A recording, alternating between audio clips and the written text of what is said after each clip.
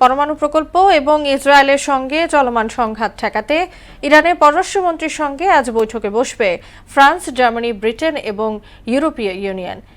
এদিকে তেহরানে 3টি ক্ষেপণাস্ত্র উৎক্ষেপণ কেন্দ্র ধ্বংসসহ সামরিক বাহিনীর এক কমান্ডারকে হত্যার দাবি করেছে আইডিএফ। অন্যদিকে দক্ষিণ ইসরায়েলের বীর সেবা শহরে ইরানের পাল্টা ক্ষেপণাস্ত্র হামলায় বেশ কয়েকটি ভবন ক্ষতিগ্রস্ত সহ আহত হয়েছে 7 জন।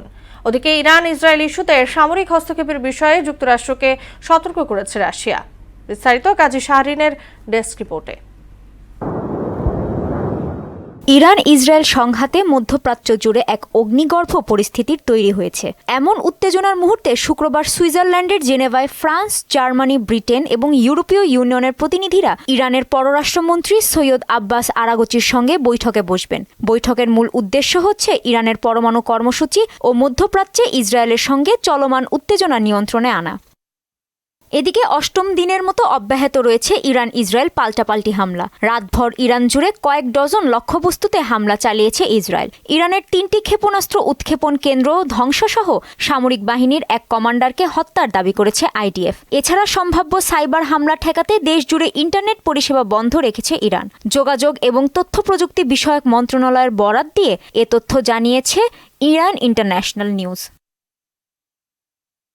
ইসরায়েলি হামলার জবাবে শুক্রবার সকালে ইসরায়েলের দক্ষিণের বীর সেবার শহরে আবারও ক্ষেপণাস্ত্র হামলা চালিয়েছে ইরান। ইসরায়েলি সামরিক বাহিনী বেসামরিক নাগরিকদের আগাম সতর্ক বার্তা দেওয়ার কিছুক্ষণের মধ্যেই ক্ষেপণাস্ত্রটি সরাসরি আঘাত হানে বলে জানা যায়।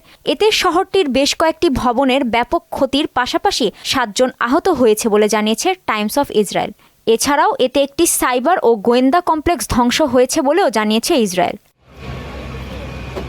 অন্যদিকে ইরান ইসরায়েল যুদ্ধে যুক্তরাষ্ট্রের সামরিক হস্তক্ষেপ আরও বিপজ্জনক পরিস্থিতি তৈরি করবে বলে সতর্ক করেছে রাশিয়া। দেশটির পররাষ্ট্র মন্ত্রণালয়ের মুখপাত্র মারিয়া জাকোরোভা বলেন, এ পরিস্থিতিতে মার্কিন সামরিক হস্তক্ষেপ হবে অত্যন্ত বিপজ্জনক একটি পদক্ষেপ, যা নেতিবাচক পরিণতি নিয়ে আসবে। কাজী শাহরিন, মোহনা সংবাদ। ইরানে হামলার প্রতিবাদে রাজধানীতে বিক্ষোভ মিছিল ও প্রতিবাদ সমাবেশ করেছে বিভিন্ন সংগঠন।